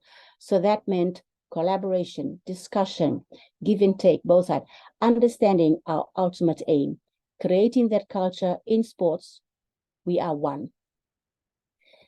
As a leader, my approach was, I call it the roundtable approach, means I did not lead. If I was not there, somebody else could lead. So we had the roundtable approach. That meant everyone was equal, whether you're a volunteer, whether you're the CEO, whether you're the finance manager, everyone in that room was equal. No one was above and beyond. So that means for me as a CDM, if the toilet needs cleaning, I do go and clean the toilet, lead by example. And I thank the previous presenters for saying this. In the volunteer realm, there must be clear picture of what is expected as a volunteer, clear definitive roles. Unless the volunteer has its clear definitive roles, they will be all over the place. So they know their pathway. The youths of today are very, very intelligent. They want to see this as a pathway to their future.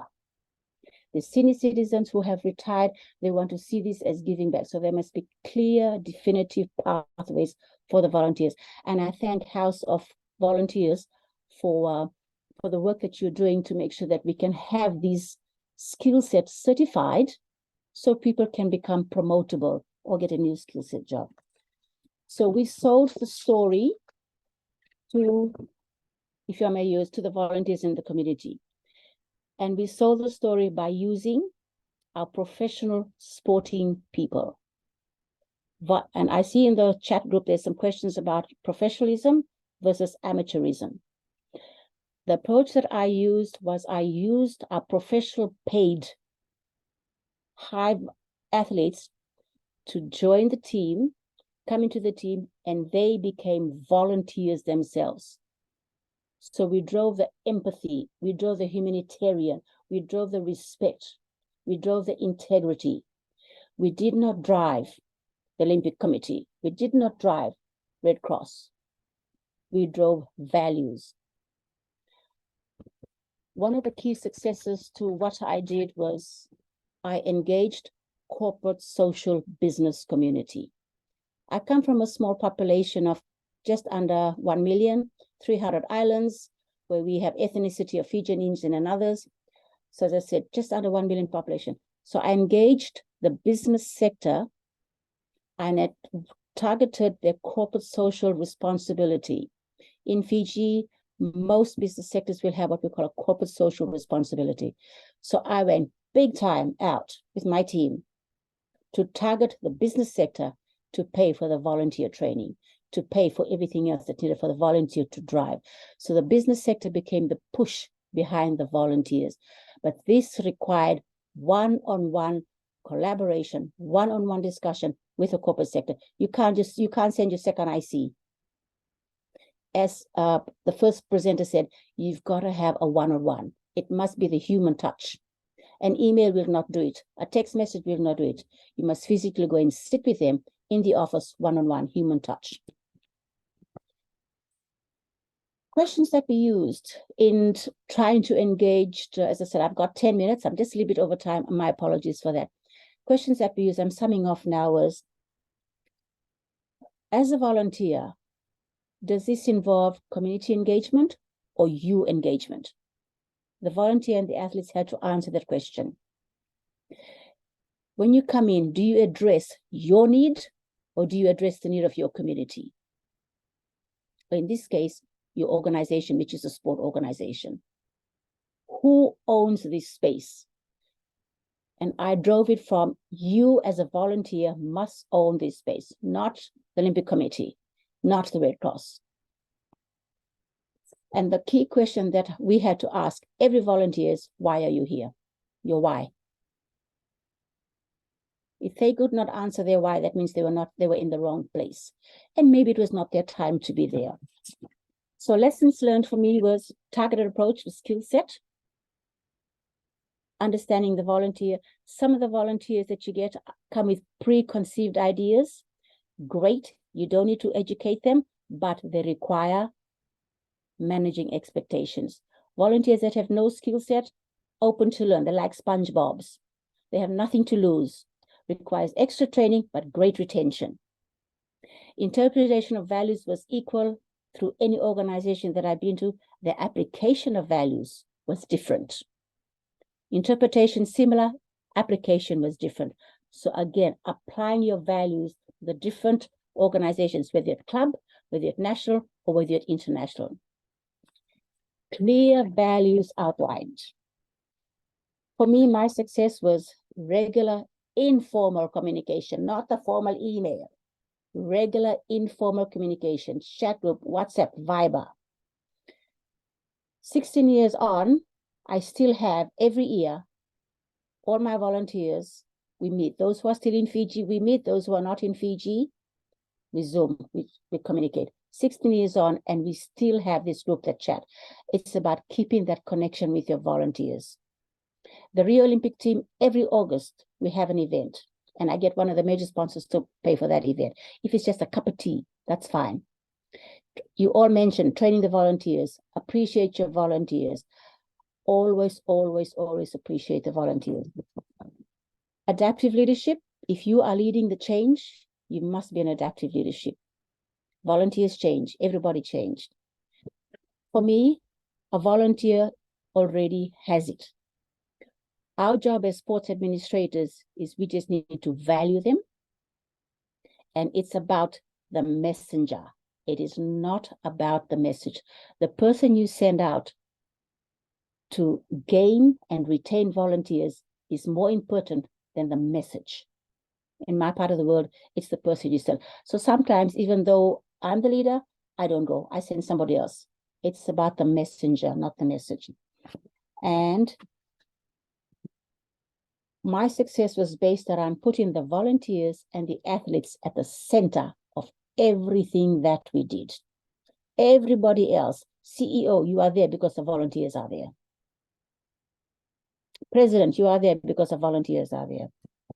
And for me, the biggest highlight of my career was when Fiji gave me the national award for the country. And I accepted it on one condition, that it was paid tribute to the volunteers of Fiji. So if you're in a position where you can acknowledge your volunteers, club, regional, national, international, do it all the time. Thank you. Thank you very much, Cathy. That was a very excellent way to wrap up the case studies. Thank you for sharing. And now, as promised, I know we're a little bit close to coming to an end of today's session, but we'll go straight to the questions as promised. And I have a few questions here, and I'll read them out and direct it to one of our speakers to respond to the question. So for the first question we have here, we say, how can volunteerism be encouraged in African sports? Gloria, this question is for you. I know you mentioned some ways of how volunteers can be retained, both based on your experience in Botswana, but can you share if this is across board or what can we do to encourage volunteering in African sports particularly?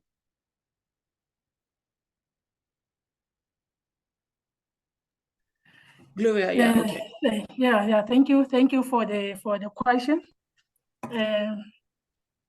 The presentation was based in volunteerism in Botswana, volunteers just in the country, but it doesn't, Botswana is in Africa, so I want to believe most volunteerism or challenges that the volunteers face in Botswana, I want to believe they are just the same in other African countries.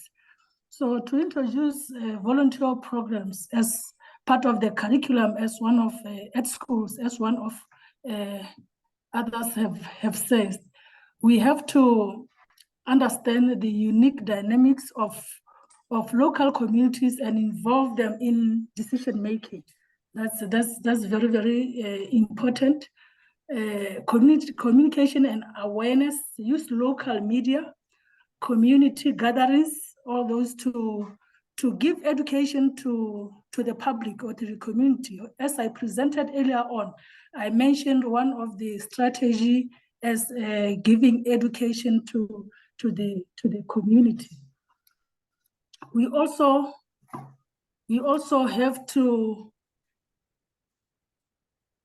recognize and appreciate, like this one earlier said it, skill development, offer training and skill development programs to the volunteers, emphasize positive impact on students' personal growth and the community. In a nutshell, that's what I think improving volunteerism in academics and universities can be like. Thank you. Thank you very much, Gloria, for responding insightfully to that question. The next question we have now is for Mélina. And Mélina, the question is, you talked about our mini sports. You talked about the FFCO implementing governance and volunteering committee. So the question is, what improvement or changes have you noticed is the implementation of this committee and the governance structure for volunteers?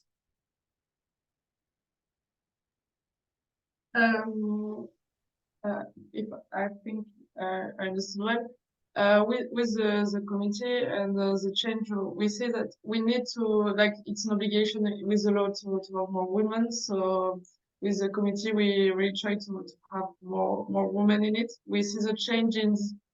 The changes we saw with the committee is that we have less volunteers that want to really take part in the session, like being there full time, like every time, like we have less people. So the changes we see really is like find new ways to find new ways to like we said before, also to keep and welcome and keep the link with the volunteers.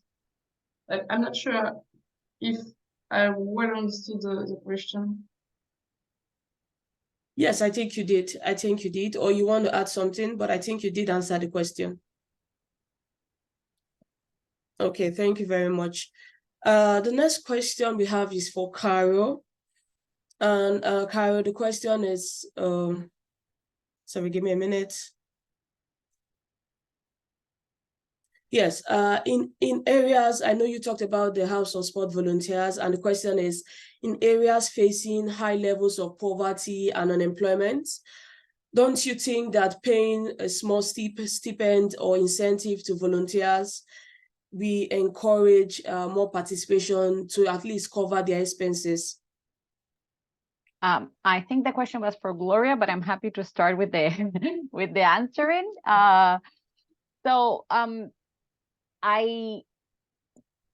The word volunteer comes from this coming from the will of the person to volunteer. I do believe that there should be a recognition and there should be an incentive to volunteers, like for instance, to cover their travel expenses, to cover for their accommodation when it's possible, to recognize I don't know, their meals and things like that, because these will, if not, come from their own money or pocket from the volunteer. So I just, in terms of these policy developments and things like that, I do think that there has to be a reimbursement of the expenses that the volunteer is incurring because of this volunteering work they are doing.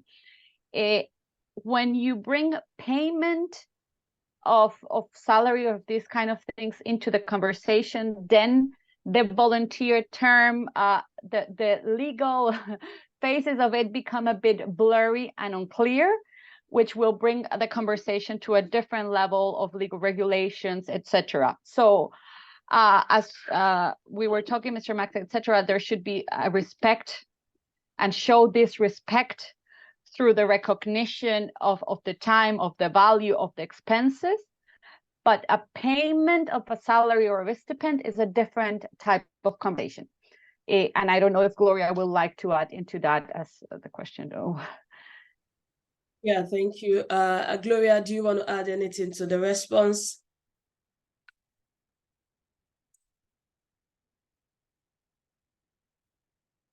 Hello, Gloria, we can't hear you. You're muted. Okay, sorry, what was the question? Yeah, the question is, in areas facing high levels of poverty and unemployment, do you think paying a small stipend, an incentive? Okay, thank is you. A good idea? Thank you. You know, providing a small stipend as an incentive, ladies and gentlemen, for volunteering in the face of high poverty and unemployment in Africa, it could be a very viable option. This approach acknowledges the economic challenges in individuals and may encourage more people to participate in volunteer activities. However, it's crucial to strike a balance to ensure that the primary motivation remains generous, and the essence of volunteering for community is not overshadowed by financial considerations.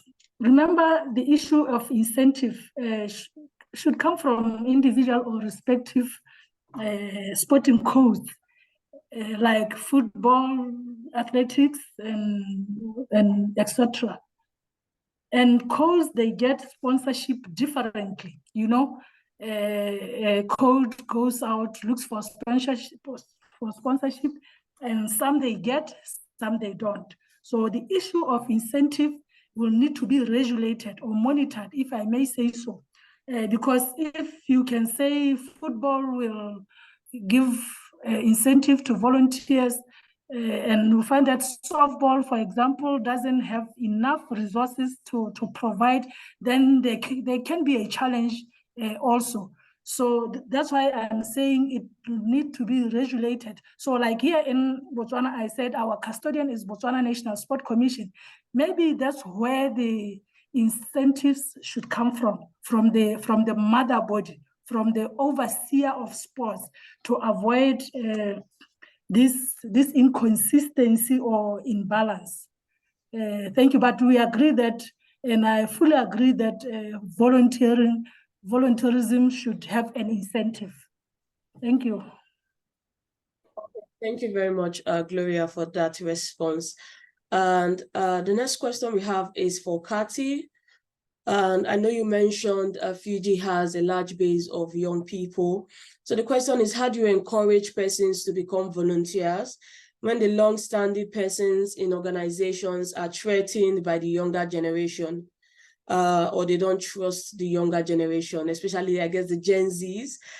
So how do you encourage people?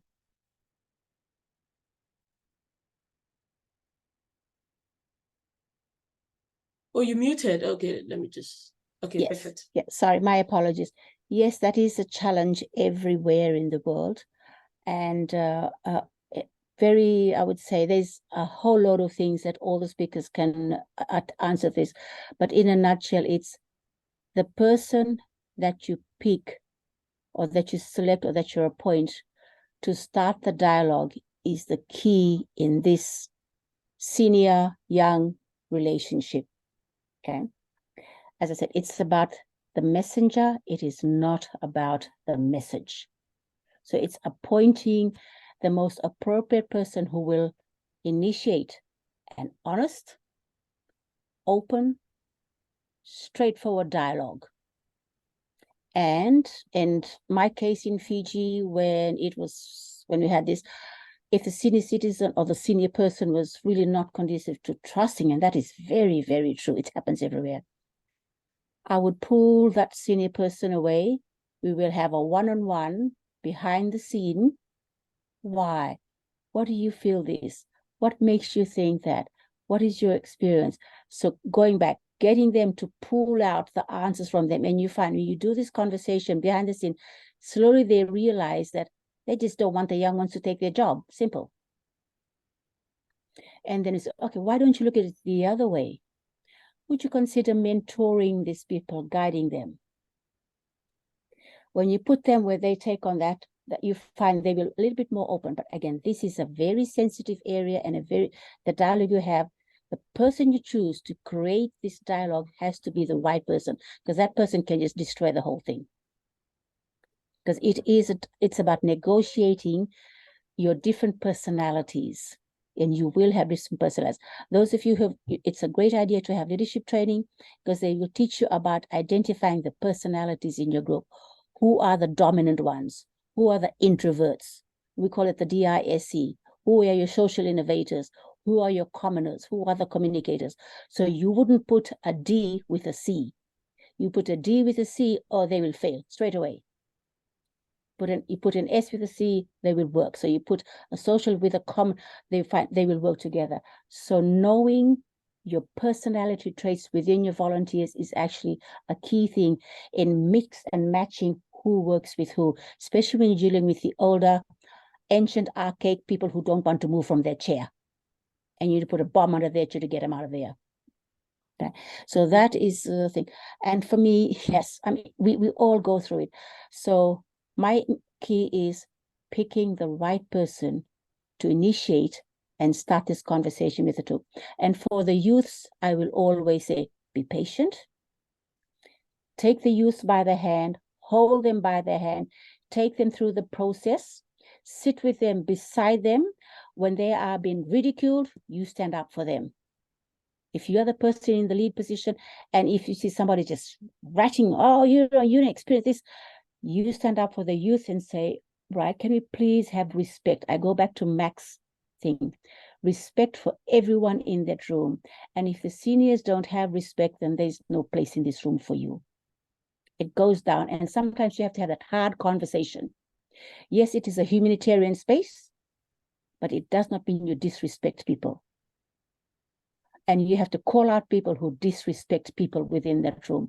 And if you are in that space, call out and guide and support and mentor the youth with. Tomorrow you won't be sitting in that seat. The one next to you is going to take that seat. I always tell that to the seniors. You are only in it for now. Tomorrow you will not be here. Somebody else is going to take your place. Who guarantees that you're going to carry this through? No guarantee. So unless they're open to that conversation, then maybe they are in the wrong place. And you have that strong conversation for them to move on to another better place for them. Thank you. The others may have some suggestions. Thank you. Thank you very much, Cathy. I am very sure of that. But we have gone a little bit ahead time today, so we have come to an end to today's session. I would like to thank all our speakers for today. Thank you for showing up, and thank you for sharing what your organization is doing, the research, the project. And from what we have heard in Cathy words, for the sport administrators, I hope that we are more careful and intentional about the messenger we send and not just focus alone on the message.